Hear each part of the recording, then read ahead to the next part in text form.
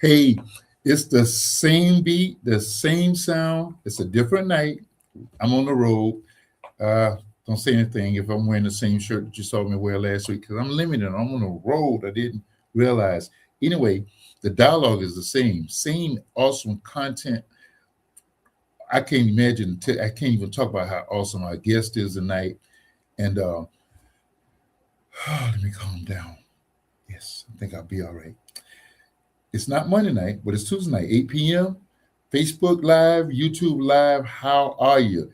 Call your friends, tag and text. Let everybody know that the dialogue is on. We got an awesome show for you tonight. Before we sign on tonight, unfortunately, we do have a couple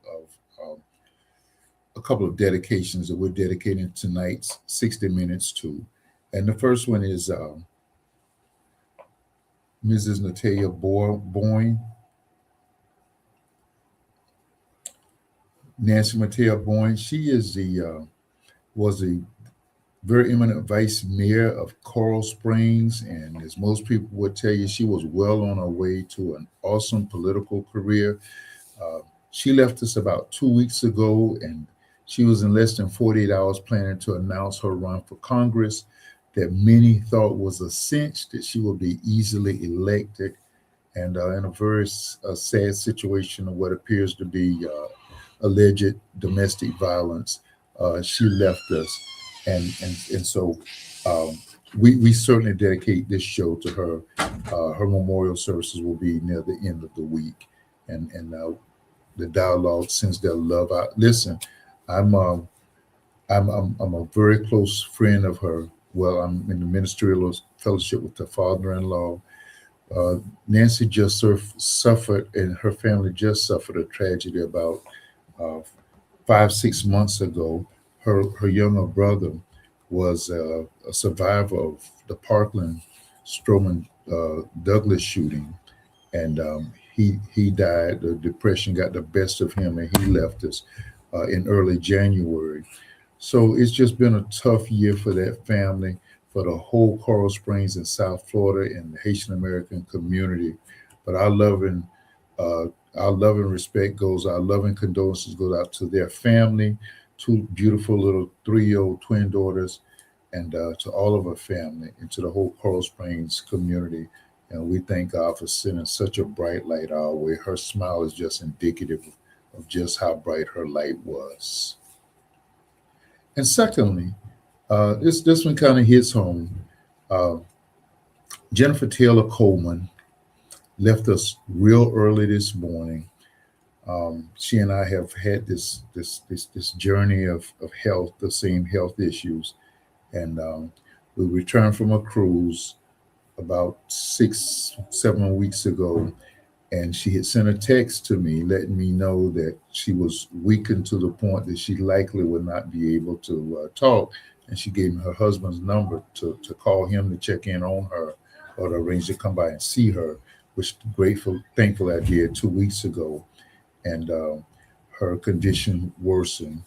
And she left us at about 5 a.m. on this morning. And if you'll just look on any Facebook posting the timeline with anybody in the South Florida area, you'll see the massive condolences that went out to Jennifer. Jennifer was such a sweet soul. Just, I mean, you couldn't be around a sweeter person. At our former ministry, of course, you know, we're about 5,000 members, and Jennifer worked with me on, she loaned her expertise to the newsletter. We did a monthly newsletter, and she was such a consummate professional, very spiritual sister, and just we know there's a special place in glory for somebody so sweet, and we bless God for just allowing her to grace this earth. So we'll be praying with that family through the week. Listen, tonight's dialogue, we got a lot going on. Every week there's Orange Madness. We're going to talk about it and get into it in a minute. But I'm going to be blessed to introduce somebody very special to me, and glad that he took the time almost at the last minute to be a part of tonight's show. And we're going to talk a little bit about the basketball, the NCAA basketball championships, and we're going to preview the NBA championships. And We're gonna talk about an alleged statement that LeBron made, and then we're gonna have a little laughter at the end of the show, and we'll preview next week's show. So let's get right into it. I am so excited, just bubbling over with excitement. I'm on the road, as you can see, and the show that I had prepared to do, we'll do it next week. But this maybe it just fell this way anyway. I sat through a massive awesome presentation with my colleague Nick Carey, and you can bring him on, Mr. Toy. And Nick did an awesome presentation for us for his Faith in Florida colleagues about the recent Florida legislative session. We're going to let him introduce himself and tell us what he does at Faith in Florida, and then we'll get right into this content. Nick, thank you again for signing on, brother. Absolutely. Thank you so much for having me. I'm glad to join you. Hi everyone. My name is Nick Carey. I'm the political coordinator at Faith in Florida. I'm coming to you from St. Pete, Florida, but my role kind of covers the entire state. And my role is really to help make sure that folks know what their elected officials are up to and why they're doing it, and most importantly, what we can do as a larger community in response to make the world a more just place. Nick, before we go into just hold your horses. I don't want to spend too much time, and so we don't spend a whole lot of time on Orange Madness, but we do inform if we're going to be true to integral in our mission. We are going to introduce just kind of go at some of the things that happened, and I'm glad that you're in the segment. We can even comment on them. So this time last week, there was supposed to, well, by now, bridges were supposed to be wiped out, nuclear plants were supposed to be wiped out, uh, human shields were going around them. We've seen them before. Bridges, places where civilians live were going to be wiped out in Iran as a threat, which is a war crime, which came from our nation's capital. And who guess what happens at the 11th hour? Another nation steps in allegedly, and breathes a word of a record of peace, temporary peace, and his orangeness does uh, a 2 week ceasefire.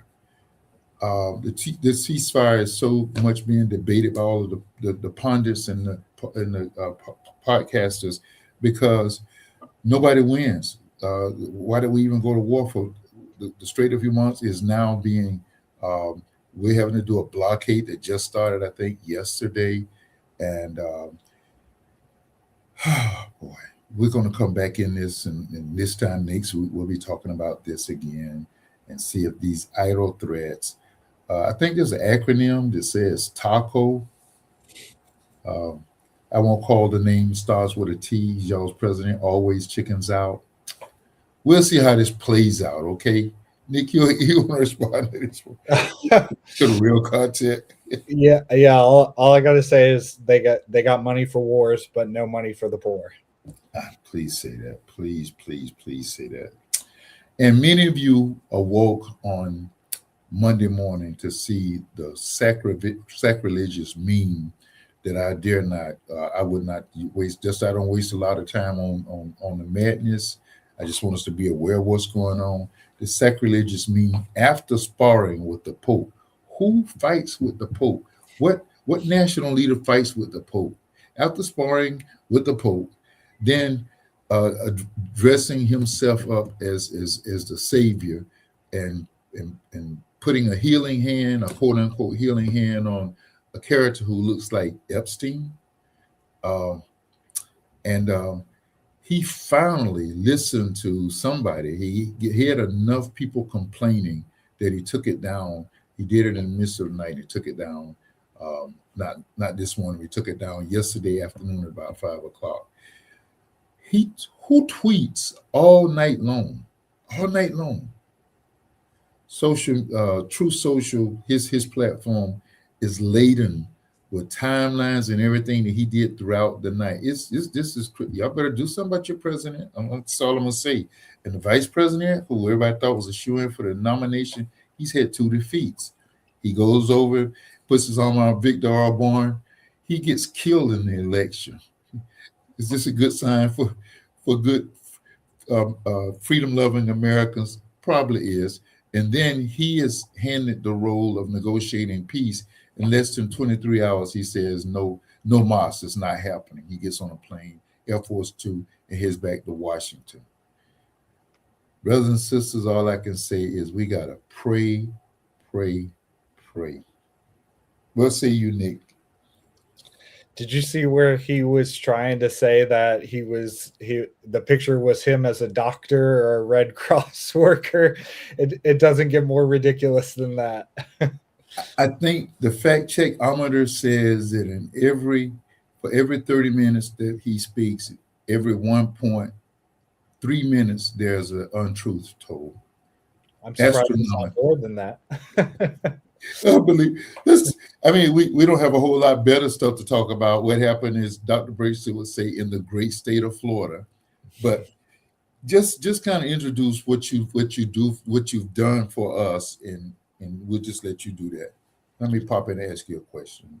Yeah, absolutely. So, folks may or may not be familiar. The way that the Florida government works is very similar to what you're kind of used to seeing at the national level. We have a governor that kind of functions as the president, and we have a state legislature as well, a House and a Senate that it basically fulfills the same role as Congress does at the state level. But one of the big differences is that they really only do the majority of their work in about 60 days every single year. And so from about mid-January to mid-March, all of our elected officials were up in Tallahassee, and what they're supposed to be doing is acting on the behalf of the needs of their voters. But I don't think any reasonable person could say that this year's legislative session was anything other than a massive failure for the people of Florida. So, Nick, you kind of went through the bills, and it appeared that about 85% of them were about suppressing people. I want to say who look like you and I, but yeah, feel and think like you and I, mm-hmm. and people of lower socioeconomic standings. Could you kind of elaborate on some of those? Yeah, absolutely. I'd be happy to. So, the legislature has 2 main jobs, and that's to pass new laws, and they have to pass a budget. And this year, within the past 60 days, they couldn't even pass a budget. And, I'm going to go through some of these bills. But what I think is important to notice is that there is a white Christian nationalist agenda in Tallahassee that really runs the show. And their main focus is on crushing opposition, mainly working people. And that unfortunately includes a disproportionate amount of Black folks, brown folks, but a lot of white folks too. And, in all that time they were together, they weren't able to pass a single law that had anything to do with the cost of housing, the cost of your electric bills, your groceries, your health care, nothing like that. The issues that are most important to Floridians. And what I really want to get across to folks is that these high prices and low wages in the state are not a mistake. They're a policy choice that's coming from these white Christian nationalists who are driven by billionaires in the state. So, I won't overwhelm you all at once. I'll just start with the first one I want to talk about is something that hasn't actually passed yet, but it's something to keep an eye on because it is very likely either going to be on our ballot this year in November or maybe in 2028. And so the only thing that they could think of to do was to address costs, was to get rid of all property taxes in the state of Florida.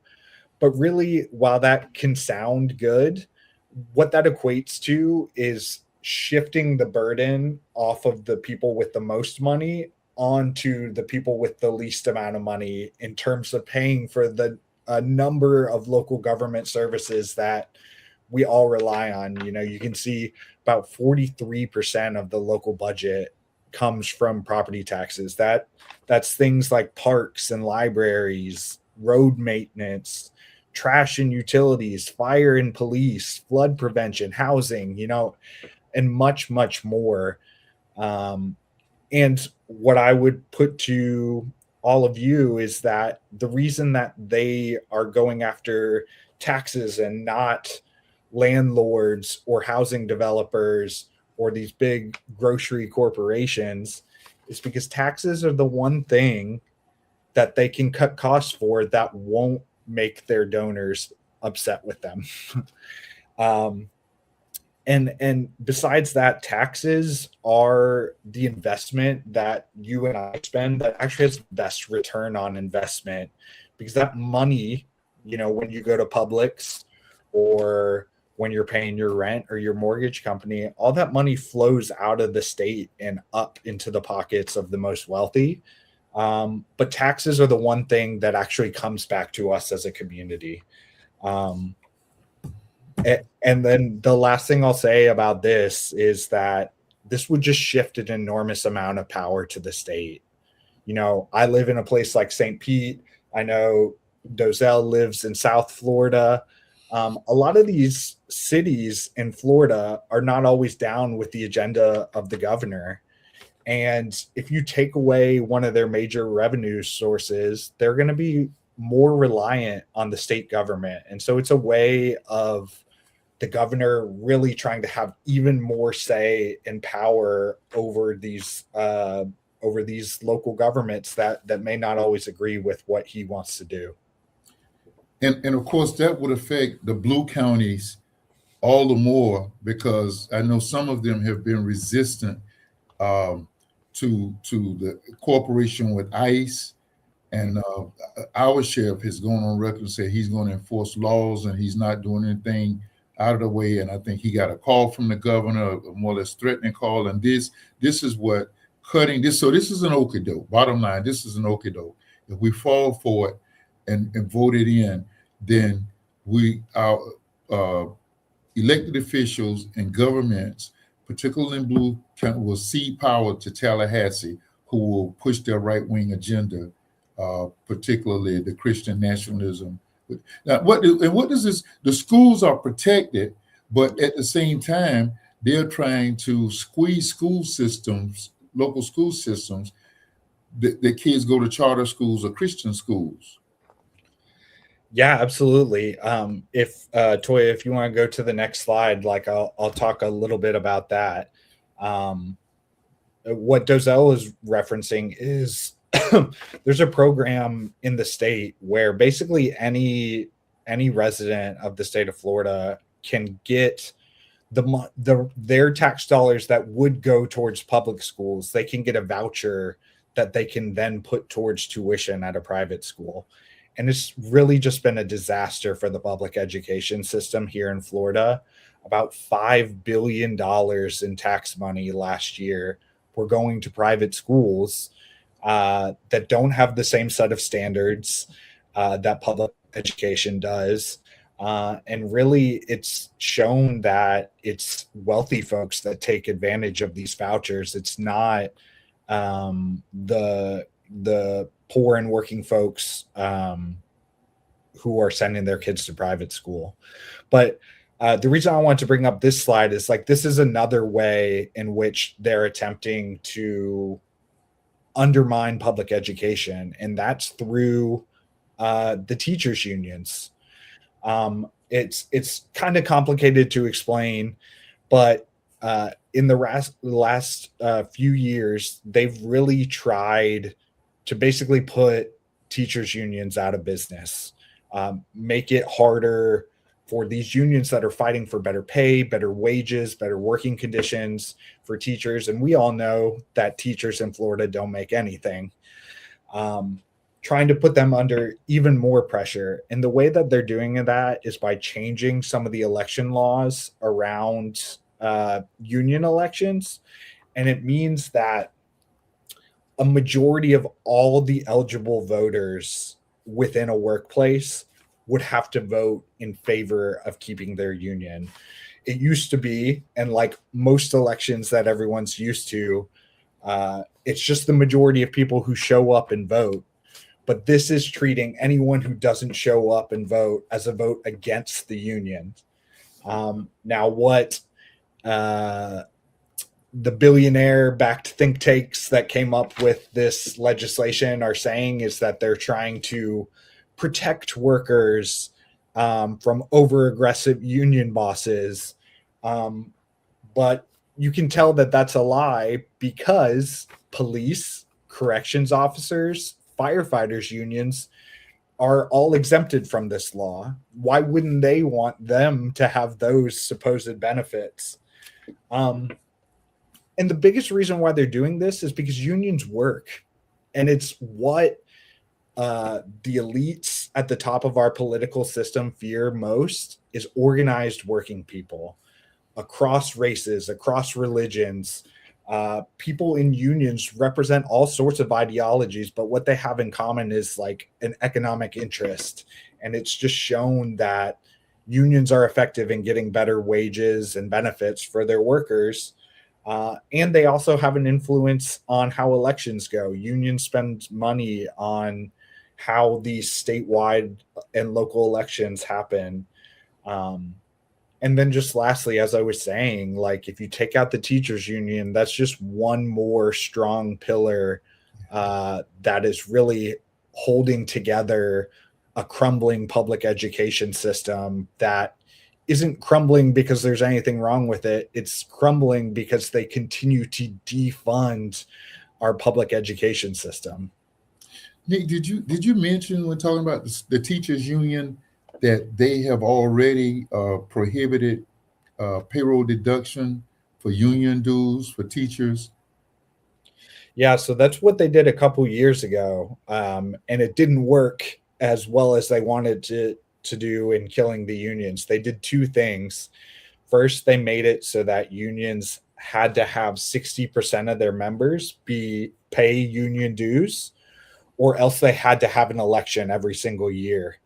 And at the same time, where they were putting this minimum requirement of union members paying their dues, they made it harder for them to pay their dues. It used to be that you could just elect to have your dues deducted from your paycheck automatically, kind of like how health insurance or your taxes work. But they made it so now you have to opt into another system. And so that caused a bunch of the unions to have to go through this election process. And so now they're trying to make the elections a lot harder for the unions to navigate. And unfortunately, this is going to have a pretty significant impact on a lot of our government employees across the state.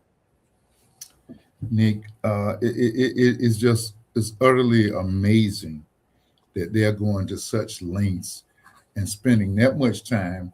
And I tell you what, let's do the break, and we'll spend 5 minutes wrapping up on the other side of the break. Okay, we got the time for that. Thank you.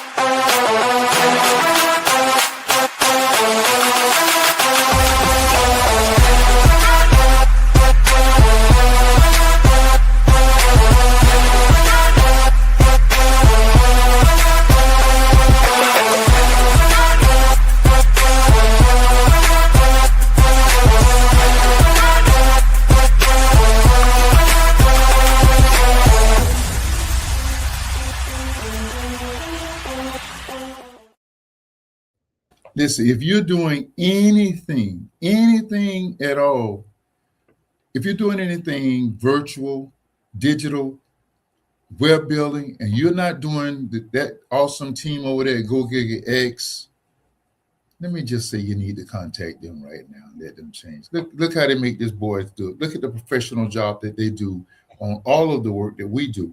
And Go Giga X is just the pandemic's over, but digital is here to stay. They got you. They got you. Economically priced. Uh, Go Giga X. That's all I'll say. I'm not gonna say anything. I'm done with it. Go Giga X. Check them out. All right. Okay. Hey, the day at today's midway point, I want to do. I'm not doing a dang dog. I'm not doing a. Are you serious? I'm not doing a. I'm not doing the last one that we started. Did you think that would slip by us? I'm not doing any of that tonight. Tonight, I want to do an absolute shout out, and it's a shout out to Dr. Lisa Thompson. Reverend Dr. Lisa Thompson, who was named yesterday as the 17th president of Union Theological Seminary in New York City.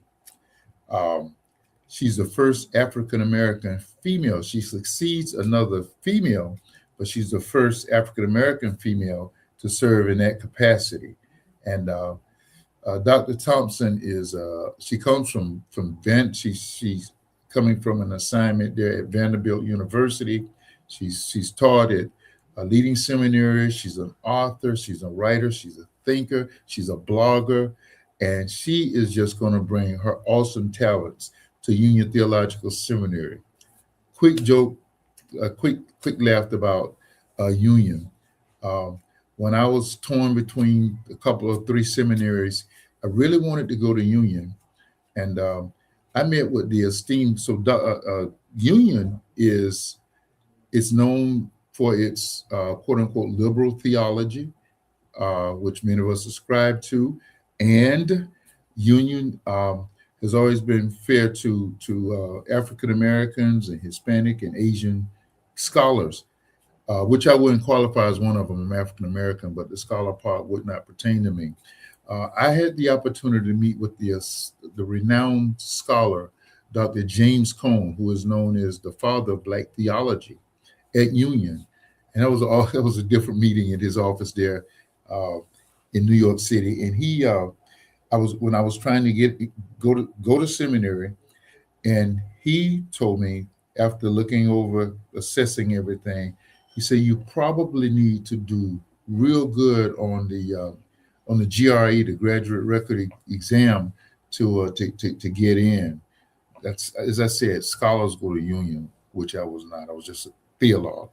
And the night before, our family, we were living in Central Florida at the time. We went over to at that time the Tangerine Bowl in Orlando, right here in Orlando, and we saw a gospel concert featuring Reverend James Cleveland. Just an awesome night out on the town. We had dinner, drove back over to Daytona. It was my thought that I would just do an all nighter, get up an hour too early, drive over to Stetson, study a little bit more, and then go and blow that test away.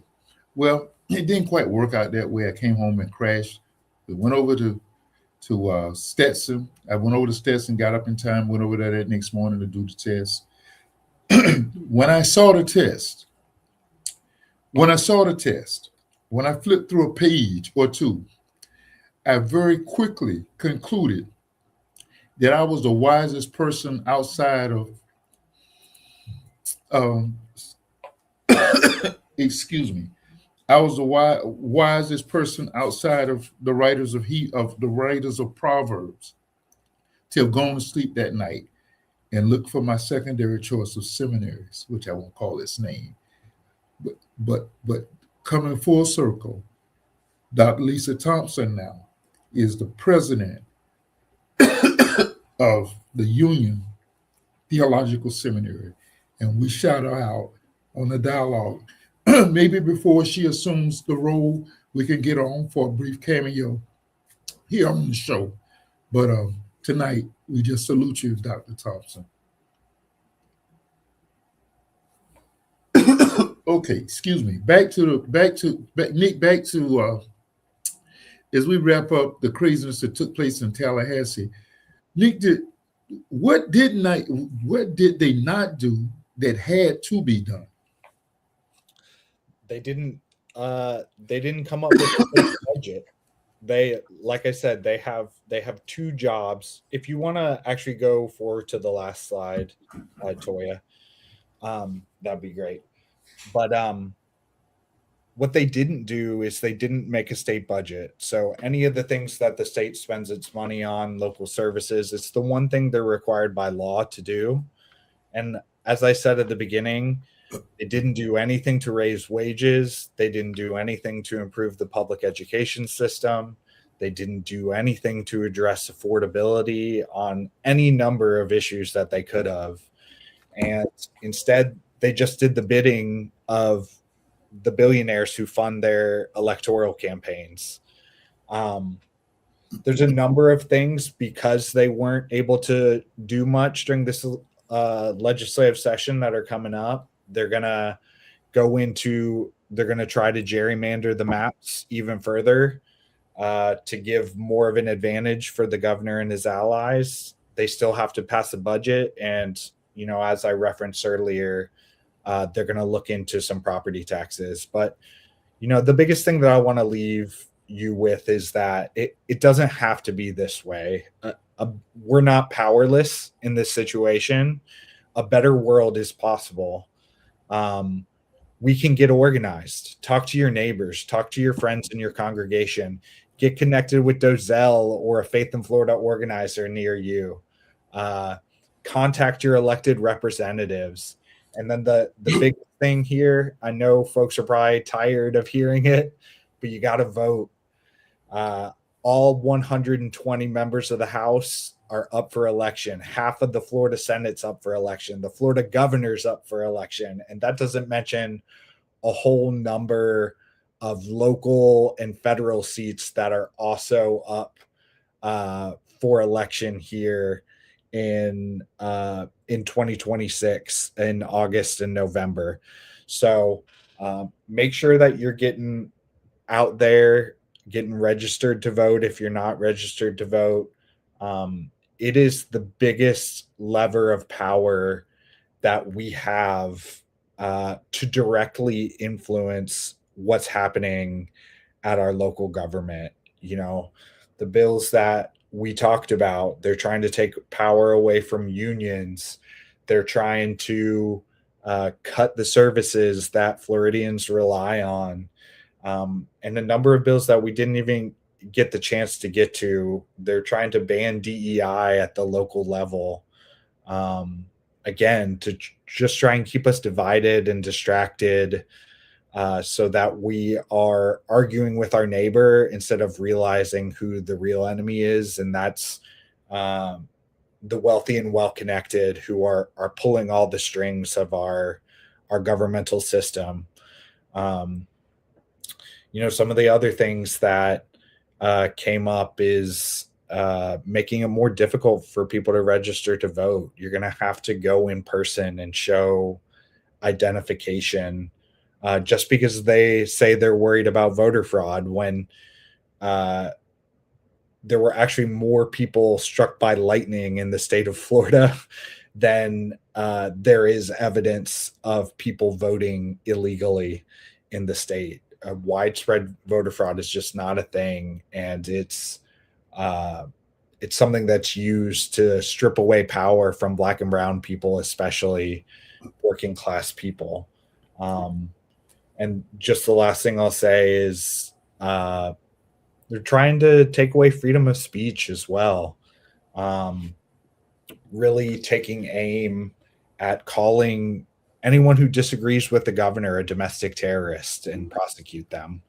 So it's in these moments that we really got to stick together because there's not anyone from the outside who's coming to save us. We've got to save ourselves, and we've got to do that through building community and building power, people power, to kind of take on these systems that are rigged against us.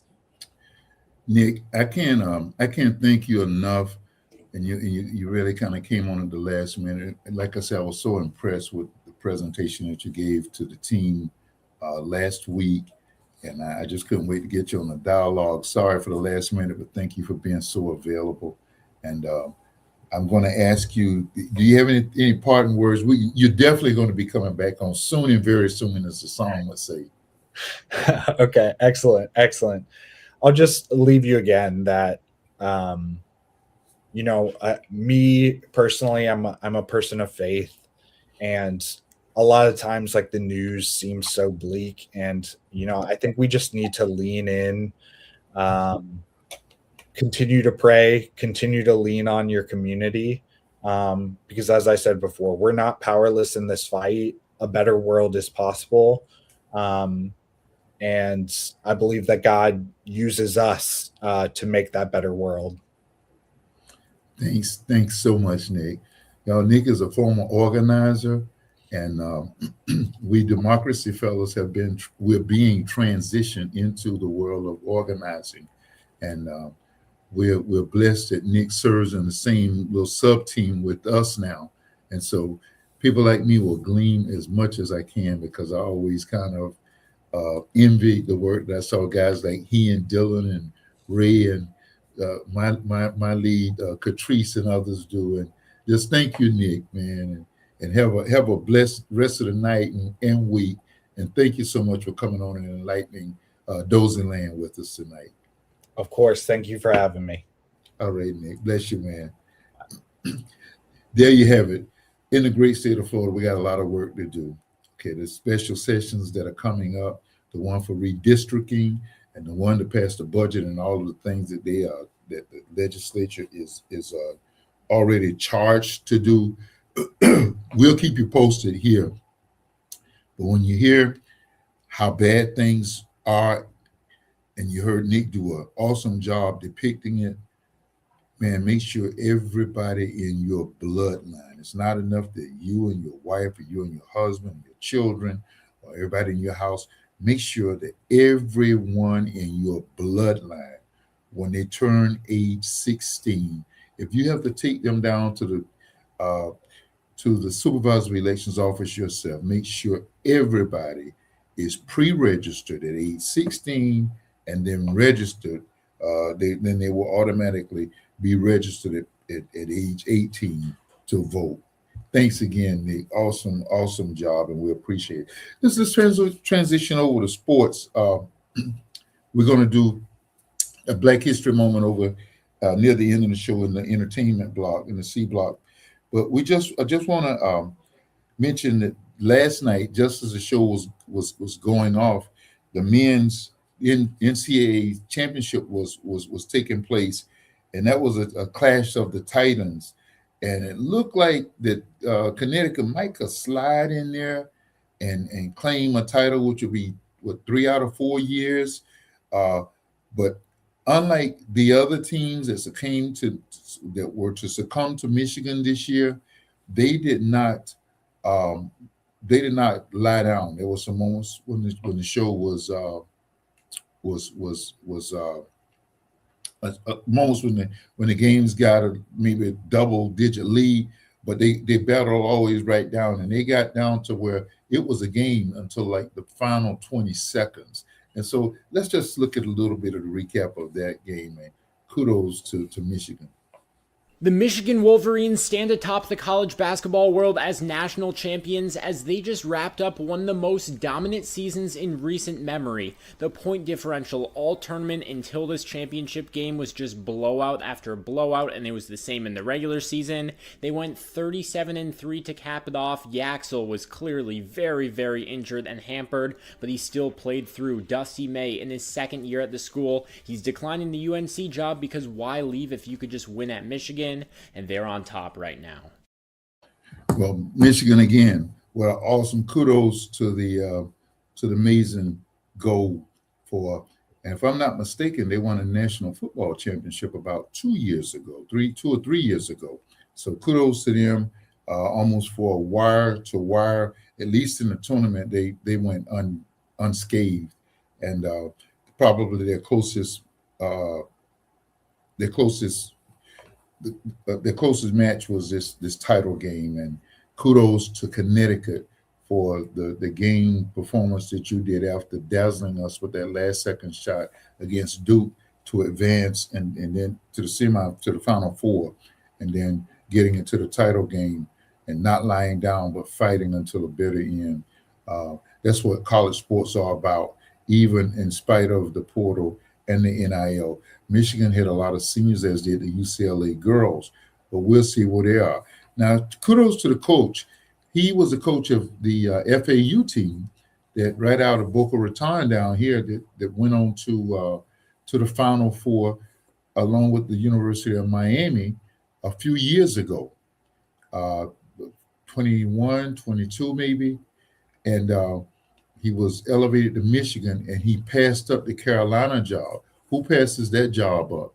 Because he wants to build his own dynasty there at Michigan. College sports are not the same, and we're going to talk about that in depthly on next week. Okay, speaking of Connecticut, Gino Arreola, did I say his name right or did I fake it right? Gino, who last week we showed the videos with him failing to shake Don Staley's hand and all of that occurred afterwards. And I'm not going to go into that because just kudos to him for having the character and the integrity to come back and give her a real apology, as we would have expected from him after just giving an apology, a blanket apology, not calling her name at Showtime's last week. He came back and made that thing right. And we just we highly appreciate that level of sportsmanship. Hey, I know it's not easy losing after you won 54 straight, including killing South Carolina last year in the title game, to be knocked out of what you thought was an easy coronation. But that's the thing about sports, is we showed last week, with the Houston upset loss to North Carolina State. Who could ever forget the images? The images of the North Carolina State coach running around literally looking for somebody hand to shake after that team had just performed upset after upset from a very, very low seed in the tournament. And then who can forget the upset loss of Georgetown to Villanova, when that would start to be an easy crown for George Thompson and Hoya Paranoia, big Patrick Ewing and those guys. So the thing that makes these games interesting, and the reason we watch them, is because we really, really don't know how they're going to come out. And just kudos to UCLA's women's team, and kudos to the men up at Michigan. And again, last week we highlighted the Fab Five coming together.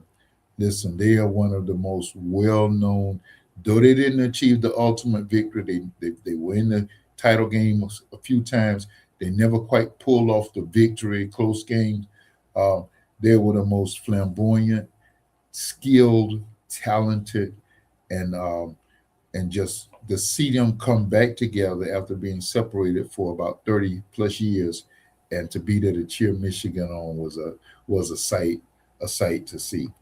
We're getting ready for the NBA playoffs, and in fact, tonight begins the play-in tournament. I'd like to know your views on the play-in tournament. This started about 3 or 4 years ago, and I'm still trying to warm up to it, because my issue is, if you fought hard throughout the regular season, and you've earned your way up to a 7 or 8 spot, and then you mean to tell me you've got to go back now and go through a mini tournament to get in the tournament? I really don't know if I like that. I know it opens the field up to more teams, but look at the quality of teams that are down at the bottom who are fighting to get in. Just look at the list. Of course, the Orlando Magic is a quality team, but they're an 8th seeded team. But Golden State, a team that I love, you know that. The LA Clippers, they were close to being in the 8th spot. Phoenix, who's still regrouping and putting it together, they were in the 8th spot. The Charlotte Hornets, who were coming back, who had a strong end of the season.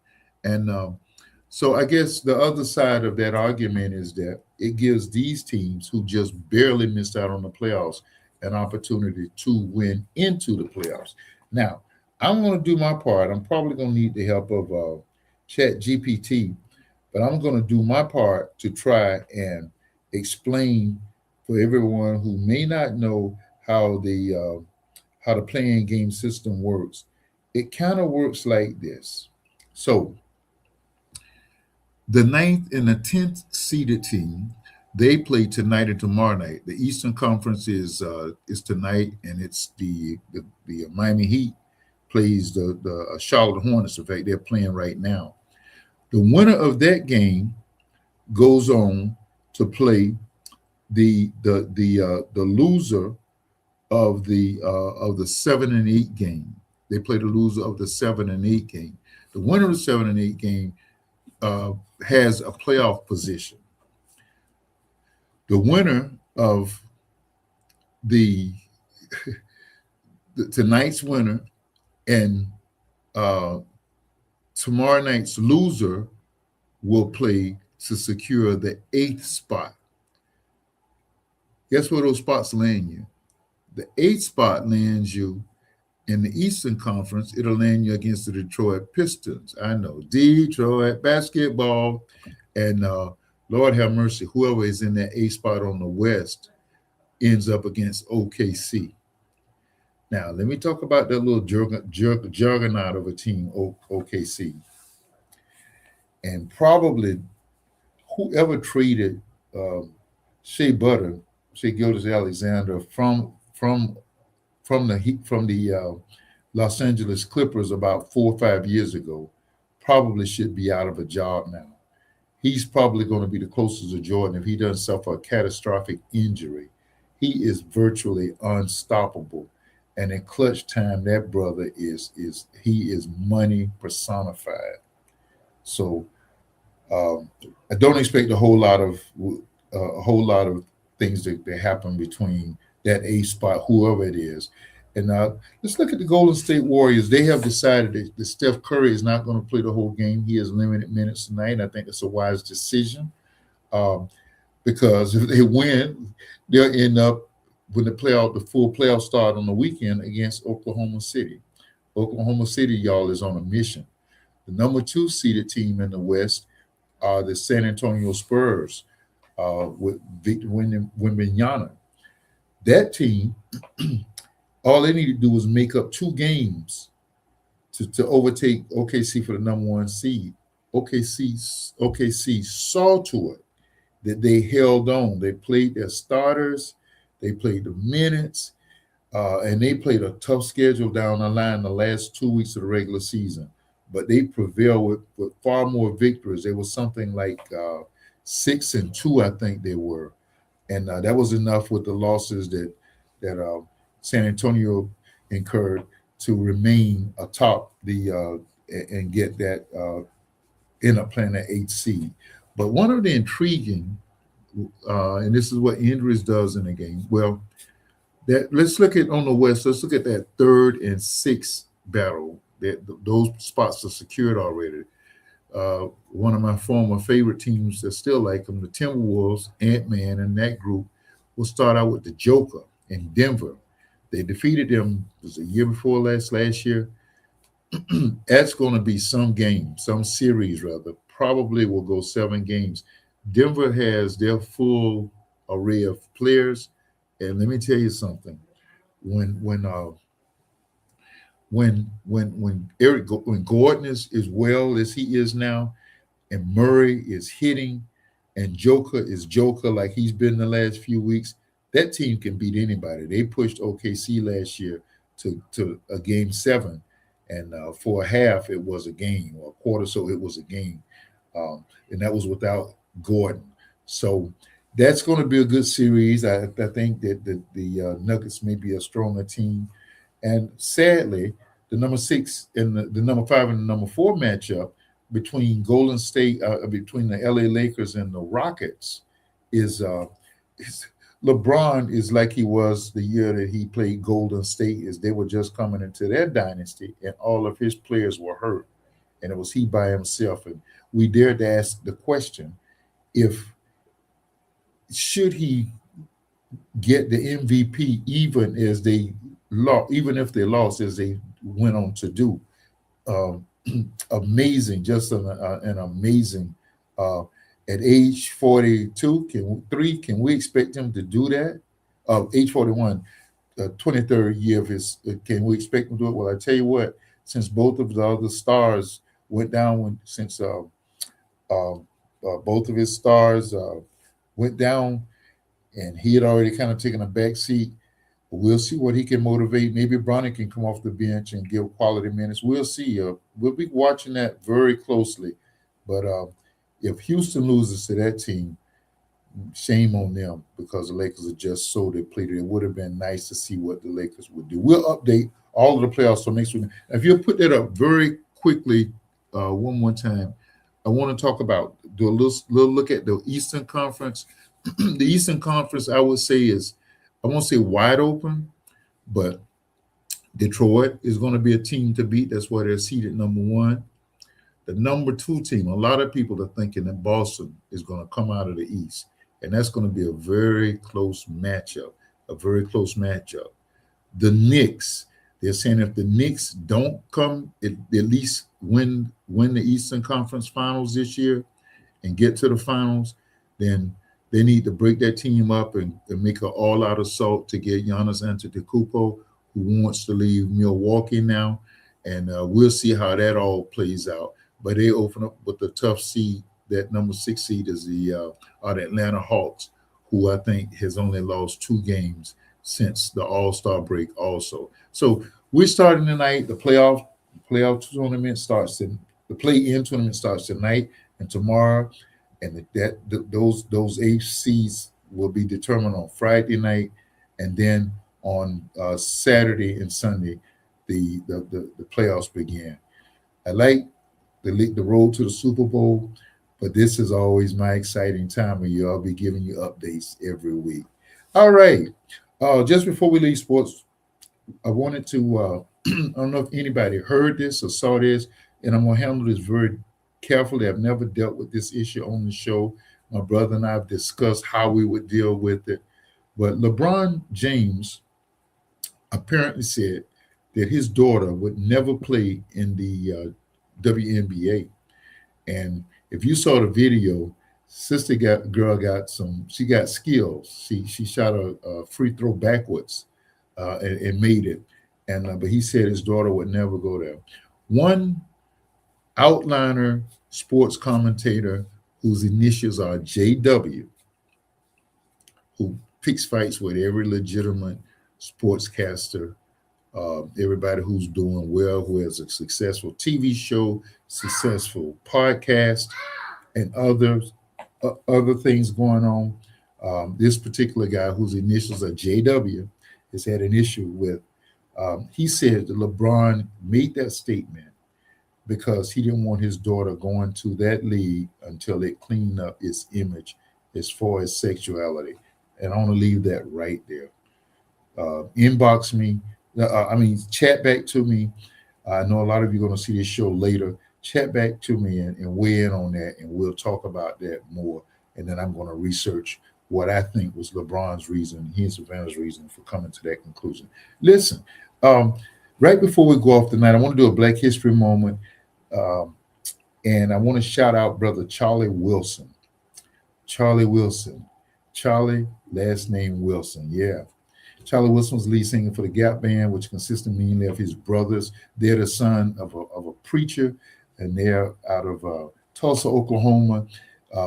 Gap Street is what they're named out after, and they had a successful run of R&B hits during the 80s and 90s. And then Charlie fell on hard times. It was said that he was even homeless and addicted, and he made a comeback. Since this is Second Chance Month, he made a comeback. We believe in the Christian community that there's another chance, not second chances, because we already surpassed him. But he's coming back. He has come back strong. He has won NAACP Image Awards. He's been nominated for Grammy Awards, and he never lost his gospel roots, and his concerts are laden with gospel music. And tonight, it's abbreviated, but tonight we just want to shout out brother Charlie, last name Wilson. All right, we'll leave it at that. Before we go off, we're going to I want you to see this video. This guy's funny. He's a comedian. He's Sean Jones. Disclaimer: we are not endorsing any company, any insurance company. So just forget about the company, but look at the artistry. If you've been in an accident that wasn't your fault, well, your favorite attorney has a message for you. Collision, calamity, catastrophe? Are you innocent, faultless, above reproach? If you want money, you need an attorney. You need a bulldog. But finding one, it's laborious, it's strenuous, it's stupefying. That's why you got to call the number on your screen now. They'll help you connect to a legal expert. You have questions, they have answers. They know the legalese, the lingo, the jargon, and the argot. They'll even tell you how much money your case could be worth. 300,000, 2 million, 86,491, all sorts of numbers. Slip and falls, work accidents, car, truck, bus, motorcycle, motorbike, e-bike, tandem bike. These bulldogs will make sure people pay. And if you don't get paid, the attorneys don't get paid, and I don't get paid. So I compel you, I implore you, I beseech you to pick up that phone and call now to see what your case could be worth. So, Alad, you owe Dialogue with Dozie and Go Giga X. You owe us some money for this free commercial tonight. But we were really wanting to show, and Sean, you owe us some money too, man. You're going to get some gigs because of us featuring you here. Here's another commercial for the same company. And he says, so pick up that phone and call. These commercials usually showed on the late night programs, and they're now being played more in mainstream. But when they're playing, he's that other commercial, he says, you haven't called me, call me now. And he goes on to say, I will call you, but I don't have your phone number. Call right now. All right. So much for the shenanigans. As I see it, we got a lot of work to do. Everybody has to be civically engaged. These are trying times, and Tallahassee wants to be just as crazy as Washington. So we'll keep you posted here on the Dialogue with Faith in Florida. We're going to have Dr. Brace and Pastor Rhonda will be on at other times, and many of my other colleagues from there to talk about what's going on here in the great state of Florida as we fight to keep democracy the main thing. And listen, next week, we're going to talk about the NIL deals in college sports, which a lot of people are complaining about and saying it's ruining college sports. We'll talk about pros and cons of it. We'll have an ex-coach that's going to come on, a former coach rather. And we're also going to talk about the transfer portal. These are two things that have been major issues in sports. And so folks are complaining. Some are saying that, man, it's so good that people are getting paid. And I'm going to talk more about that next week. And next week, we're going to talk about a TV program that has intrigued me, that I started watching to keep from looking at the news channels after November the 4th, 2024. Thank you for signing on. We're looking to see you next week. We'll be back on at 8 o'clock. Dialogue with Dozie. Nick Carey, thanks for being with us tonight, man. Thank all of you. We wouldn't be Dozie Land. We wouldn't be Dialogue with Dozie without Dozie Land. And for goodness sakes, thank you, Go Giga X. We love y'all. God bless. Dialogue with Dozie. We're out.